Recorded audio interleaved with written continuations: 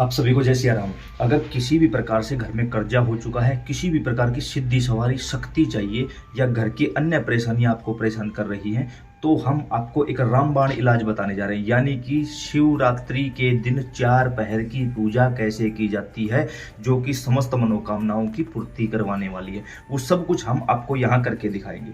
इसके लिए जो रात शिवरात्रि की रात होती है वो अपने आप में अद्भुत होती है। कैसे? जब कोई साधक देवी देवता की भक्ति पर बैठता है तो कुंडलिनी शक्ति नीचे मूल आधार से ऊपर आज्ञा चक्र की तरफ बढ़ती है।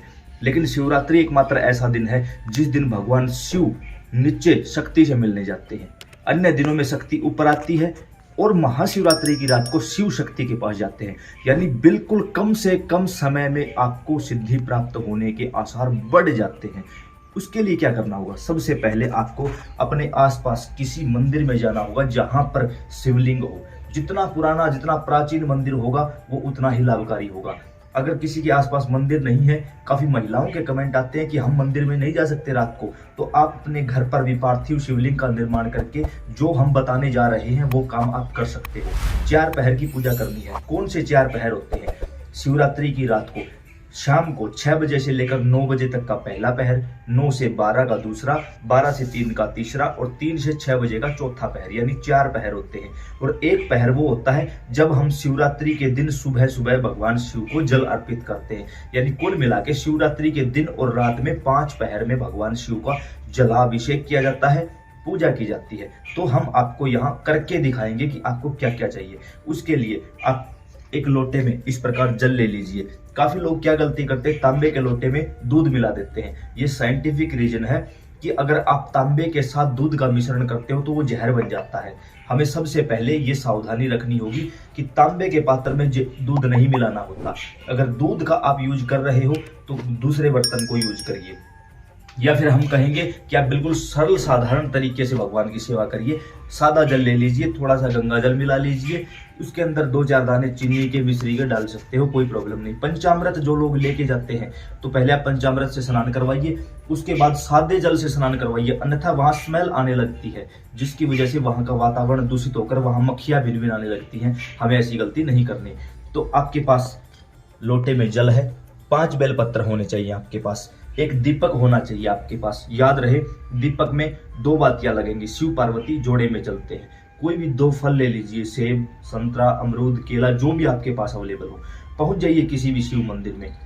पहले पहर की पूजा शाम को 6 बजे से 9 बजे के बीच में कभी भी कर सकते हो, किसी से पूछने की जरूरत नहीं है। मंदिर का मुख किसी भी तरफ हो, कैसे भी हो, आपका मुख उत्तर दिशा की तरफ होना चाहिए। ये हम आप लोगों को करके दिखा रहे हैं, वीडियो बना रहे हैं, इसलिए थोड़ा सा हमने अपने मुख को टेढ़ा किया हुआ है। तो लेकिन आपका मुख उत्तर दिशा की तरफ होना चाहिए क्योंकि शिवलिंग का मुख उत्तर दिशा की तरफ है। तो सबसे पहले हम यहाँ पर भगवान शिव एवं माता पार्वती के श्री चरणों में आकर आसपास की साफ सफाई करेंगे। उसके बाद हम एक दीपक जलाएंगे। जैसे हमारे पास इस समय बातियां नहीं है, बस वैसे दिखाने के लिए आपको दीपक जलाओगे। यहाँ 2 बातियां लगेंगी। कुछ लोग क्या करते हैं, यहाँ दीपक रख के अपनी तरफ बाती का मुख कर लेते हैं। जब हम अपनी तरफ बाती का मुख करते हैं, जैसे ये दीपक है, यहाँ बाती रखी, अपनी तरफ मुख करते हैं, इसका मतलब होता है भगवान शिव मैं मेहनत करूंगा, फल आप दोगे। लेकिन जैसे ही दीपक का मुख भगवान की तरफ कर दिया जाता है तो इसका मतलब है मेहनत भी आप करोगे, रहमत भी आपकी होगी, मैं केवल आपके सहारे बैठा हूं। तो मैं आप लोगों को यही कहूंगा कि दीपक का मुख, बाती का मुख शिवलिंग की तरफ कर दीजिए।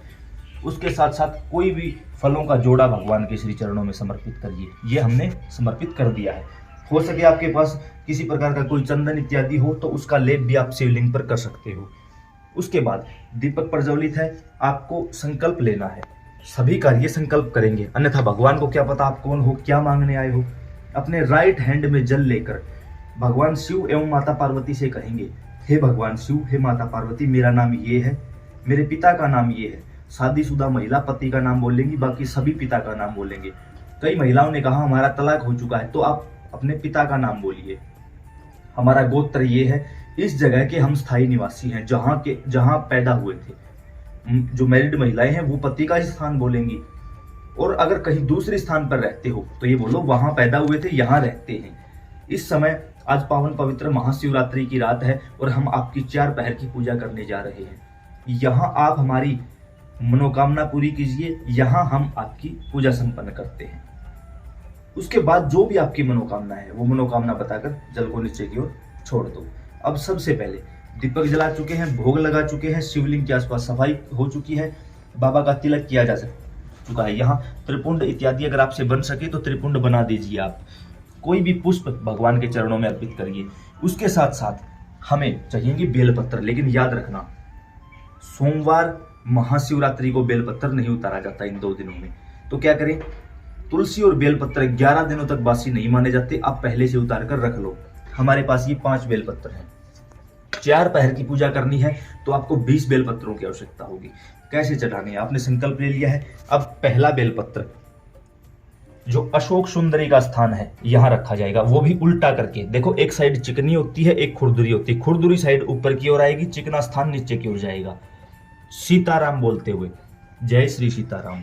दूसरा जो बेलपत्र है दाहिने हाथ से चढ़ाओगे ये बेलपत्र शिवलिंग के ऊपर, जय श्री सीताराम। उसके आगे का जो बेलपत्र है वो वासुकी नाग के ऊपर चढ़ाओगे।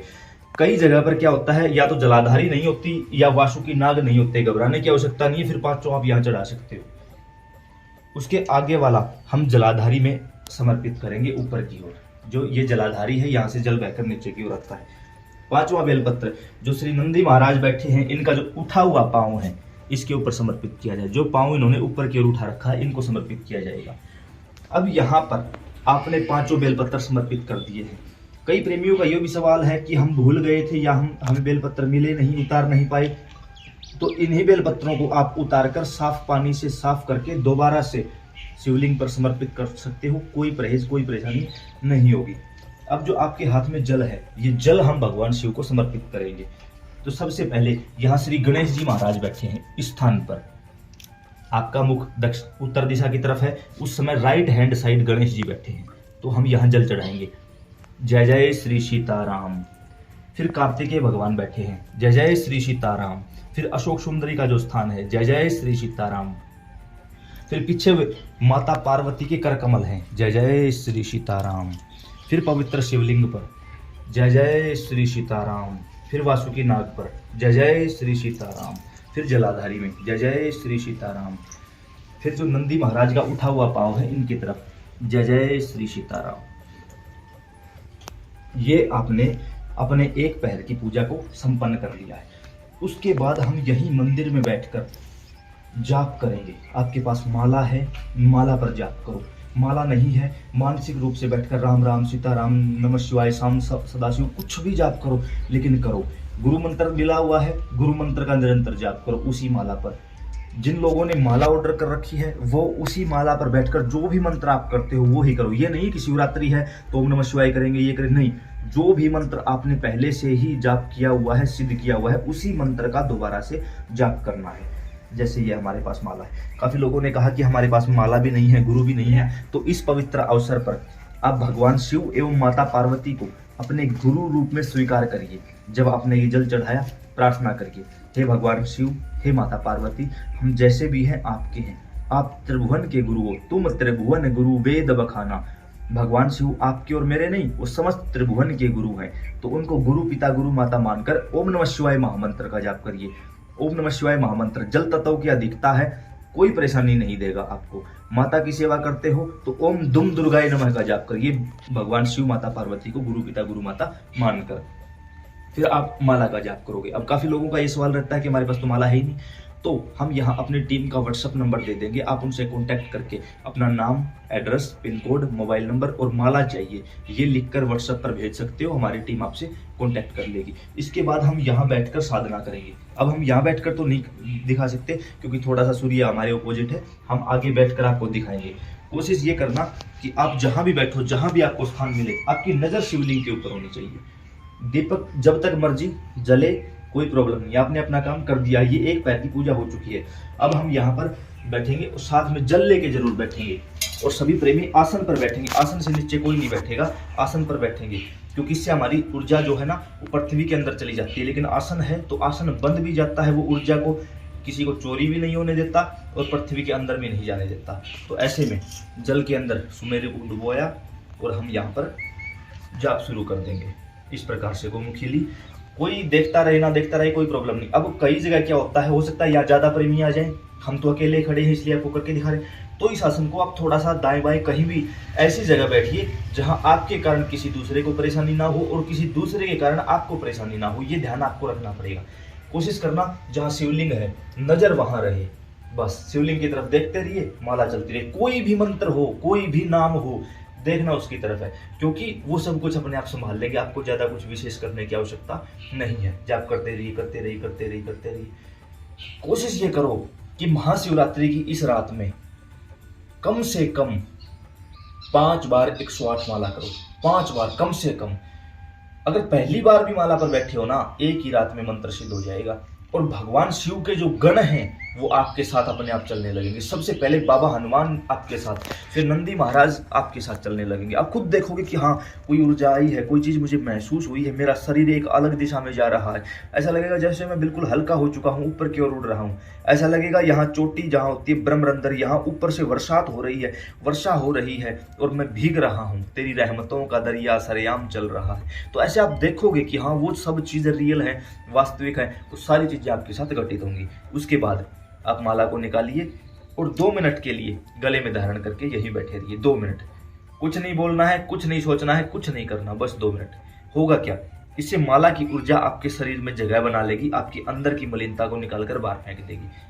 उसके बाद आप जो ये जल है, उस जल को दोबारा से, जब अगली बार जैसे 6 बजे से 9 बजे का एक पहर है, तो 9 बजे से 12 बजे का जो दूसरा पहर शुरू होगा, उस समय इस जल को दोबारा से जो प्रक्रिया बताई है, बेलपत्तर चढ़ा के और जल चढ़ा के आप भोग लगा सकते हो।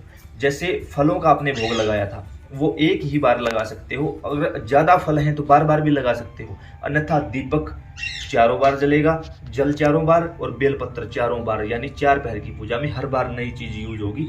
हाँ, जो भोग आपने लगाया है वो पहली ही बार में आपका काम चल जाएगा। अगर ज़्यादा भोग है आपके पास तो आप लगा भी सकते हो, कोई प्रॉब्लम नहीं। तो उम्मीद करता हूँ ये जानकारी समझ और पसंद आई होगी। अन्य प्रेमियों के साथ इसको जरूर साझा करें ताकि इस महाशिवरात्रि पर उनका भी कल्याण हो सके, भगवान शिव उनको कर्ज मुक्त कर सकें, कोई प्रेत पीड़ा है उससे मुक्त कर सके, कोई सिद्धि सवारी चाहिए वो उसको प्राप्त कर सके। जय सिया राम।